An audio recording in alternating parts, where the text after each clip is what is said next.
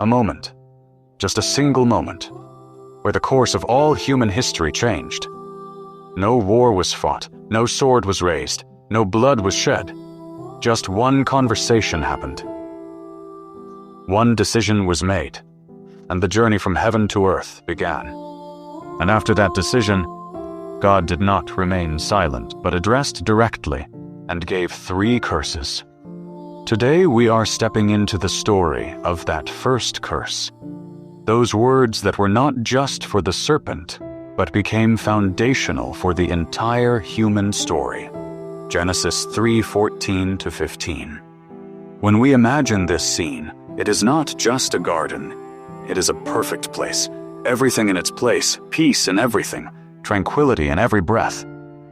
And then, a faint whisper. A voice that doesn't seem direct, yet touches the heart. The serpent, cunning, quiet, and the most intelligent of creatures. This is no ordinary animal. It is the means through which deception enters the world.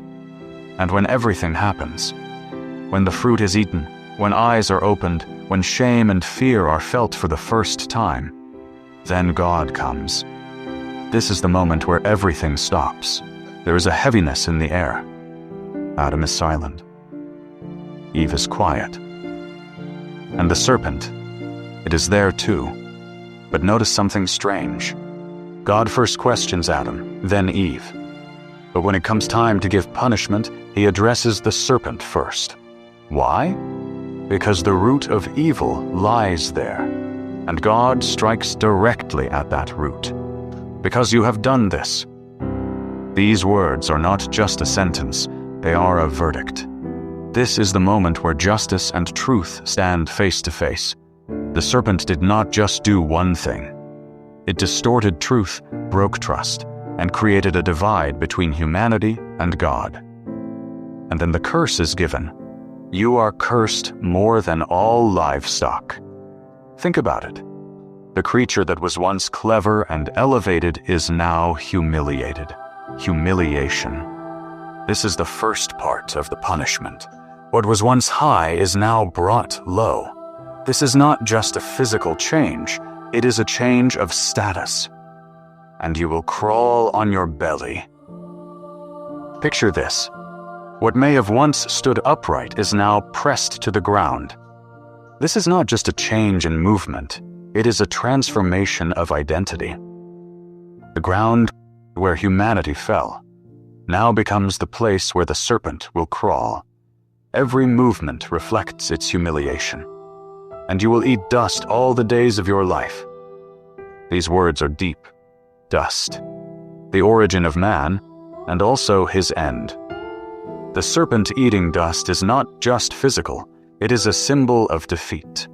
A constant reminder of what it lost, and for what end. But the story does not end here. The real message begins now. And I will put enmity between you and the woman. This is a declaration. Not just a reaction, but a plan. God himself is saying that now there will be a conflict. This is not just between the serpent and the woman, but between 2 paths. Truth and lies, light and darkness. Think about it.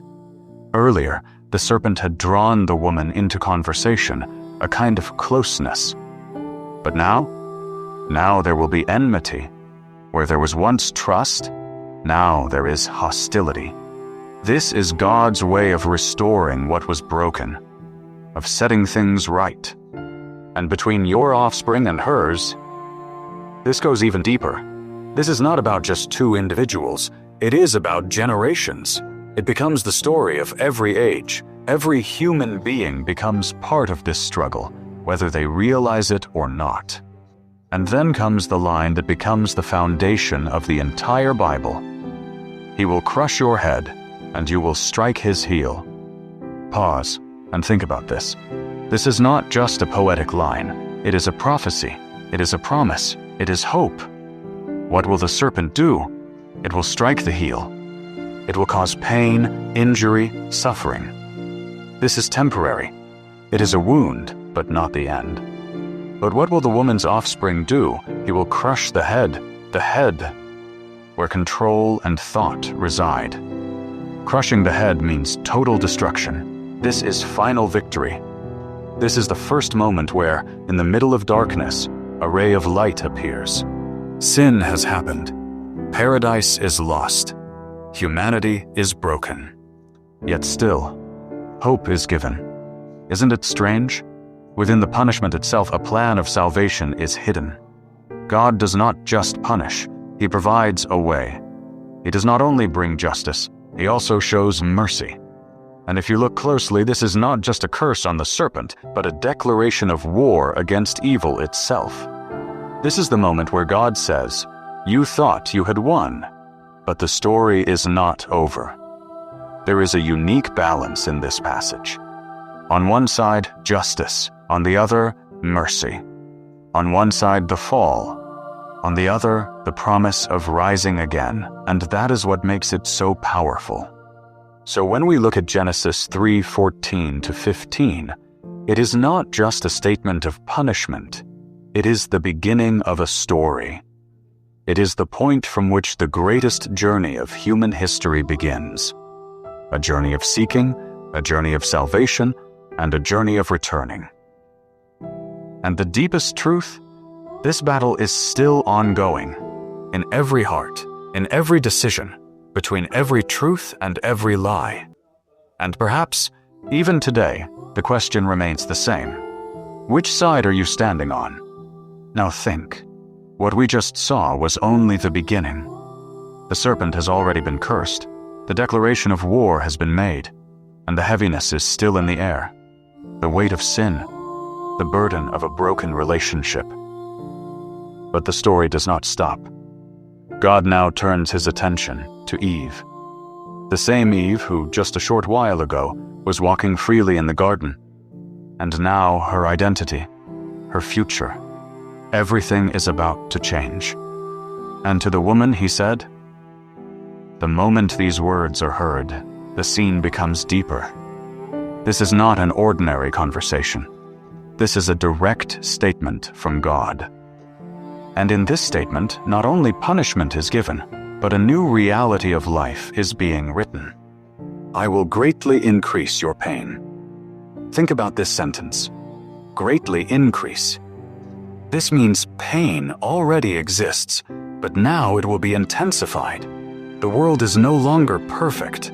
Now every joy will carry a shadow of pain, of effort, of struggle. Especially your pain in pregnancy.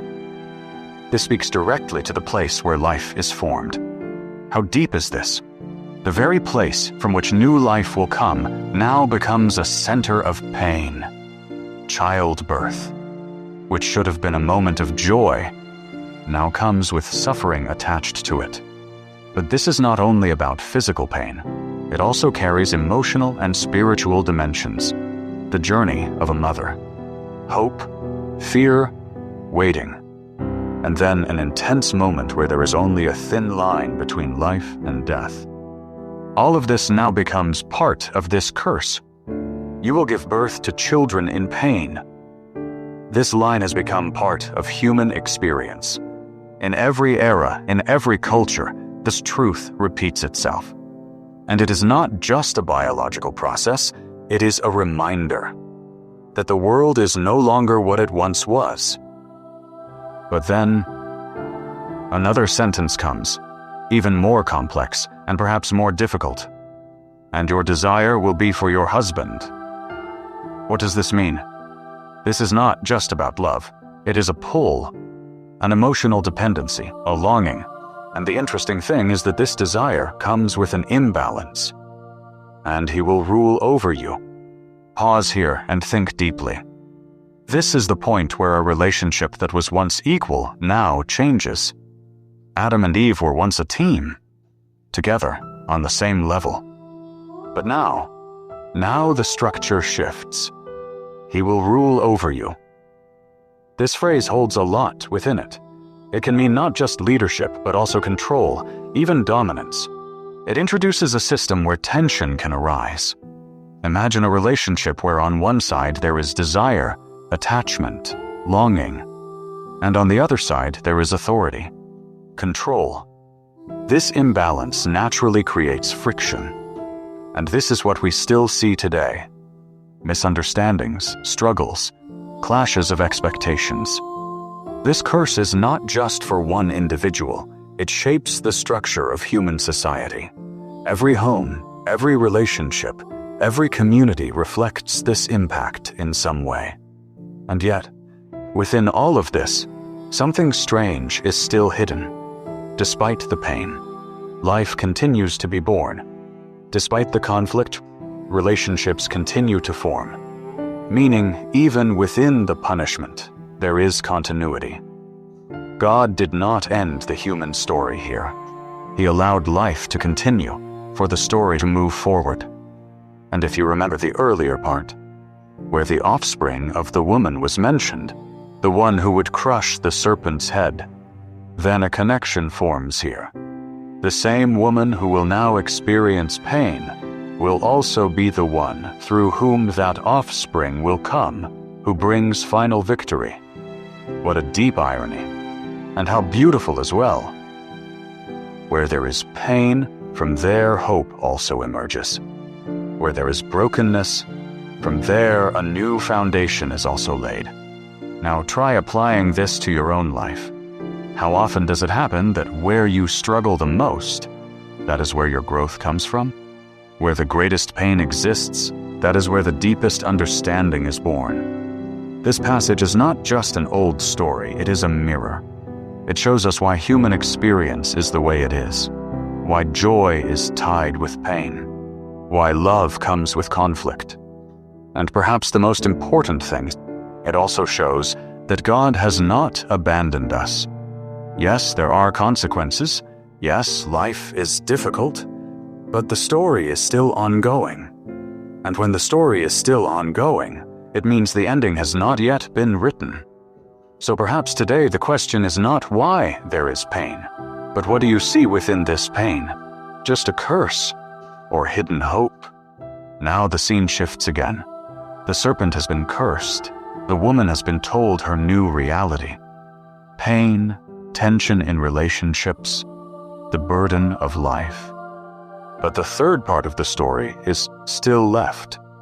And this is perhaps the most personal, the closest.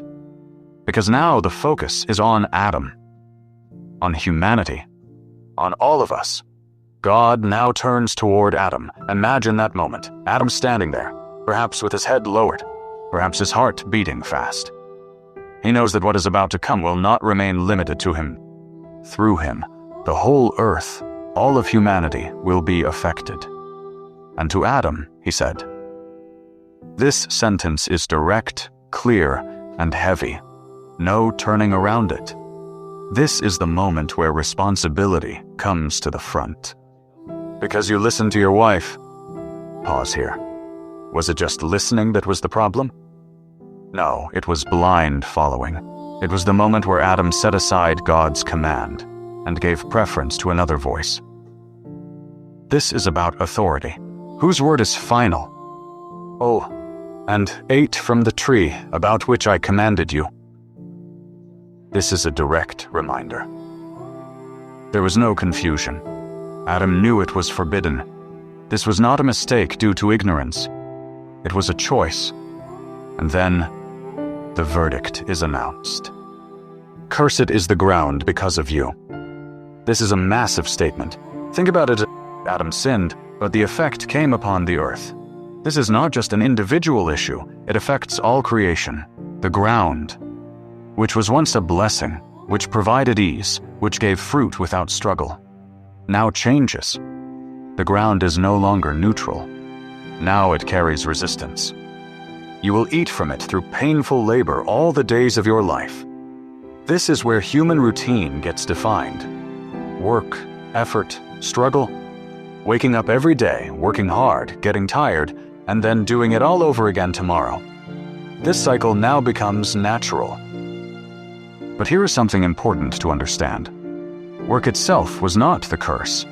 Adam was already working before, taking care of the garden. But now the nature of work has changed. It is no longer connected with joy and flow, but with struggle and resistance. The ground will produce thorns and thistles for you. Picture this. You are planting seeds, working hard, hoping for fruit. But along with it, thorns also grow. This is frustration. This is the moment where you think, I worked so hard. Why this? This is not just about farming. This is the pattern of life. You make plans. Problems arise, you build. Obstacles stand in the way. You move forward. Something or the other stops you. True, and you will eat the plants of the field. This points towards survival. Now humanity will have to fight for its needs. Nothing will come free. By the sweat of your face you will eat bread. This line is quoted in almost every culture. Sweat, the sign of effort. It describes a world where nothing is achieved without hard work. Think about it. Every piece of bread, every bite, every success carries behind it energy, struggle. And even then, sometimes the result does not match the effort. But then, the deepest, heaviest sentence comes. Until you return to the ground. There is a finality here, an end point. Life is not just about struggle now, but also a limited journey, because you were taken from it. This is a reminder of origin. Humanity was made from dust. It is not an independent, self-existing being. It is created. No. For dust you are, and to dust you will return. Hearing this brings a strange silence. This is the first clear mention of death. Before, death was only a concept. Now it becomes reality. Think about what it must have been like for Adam to hear this. Someone who had never seen death, where everything was alive, where there was no ending. Now he learns that one day everything will come to an end. This is not just about physical death. It is an existential reality. Every human journey has an end. No matter how powerful or successful someone is, in the end, they return to dust. But, once again, within all of this, something subtle is hidden. The ground is cursed, yet it will still produce. Work has become difficult, yet it will still bring results.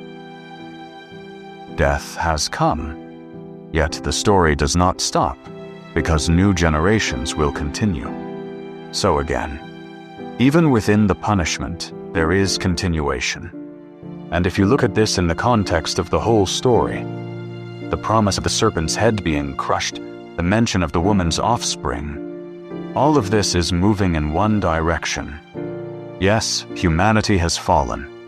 Yes, life is difficult. Yes, death is real. But the story does not end here. And perhaps the deepest truth is this. What is made from dust returns to dust. But the story is not limited to dust. This passage brings us face to face with reality. No illusions. Life will not be easy. Relationships will not be perfect. Work will not be effortless. And the journey will not last forever. But within this honesty, there is a strange clarity. You know that struggle is normal. You know that obstacles are expected. You know that time is limited. And perhaps because of this, every moment, every choice, every path becomes even more meaningful. So now when you look at your life, the effort, the fatigue, the frustration, the lack of time, maybe it is not just random. Maybe it is part of that same story that began here. And then the same question stands again. If all of this is reality, how do you want to live this journey? Now, when we look at the whole picture, the serpent's curse, the woman's pain, Adam's toil and death, a question naturally arises. Does the story end here? Will humanity always remain trapped in this cycle? Sin, pain, struggle, and then death? If you stop only at Genesis 3, the answer might seem like yes. But the story does not end here. That same thing we noticed earlier. A hidden promise. The offspring of the woman will crush the serpent's head. This was not just a line. It was the direction of the entire story. It was a hint that God had already made a plan. And then centuries later, another scene appears. A child is born, in a completely ordinary way, through a woman. But this is no ordinary child. This is the one about whom that first promise was made, Jesus Christ. Think about the connection. Through the first woman came pain, and now through another woman comes salvation. This is not a coincidence. This is design. If you look at the life of Jesus in the context of Genesis 3, everything starts to become clear. Where Adam failed, Jesus showed perfect obedience.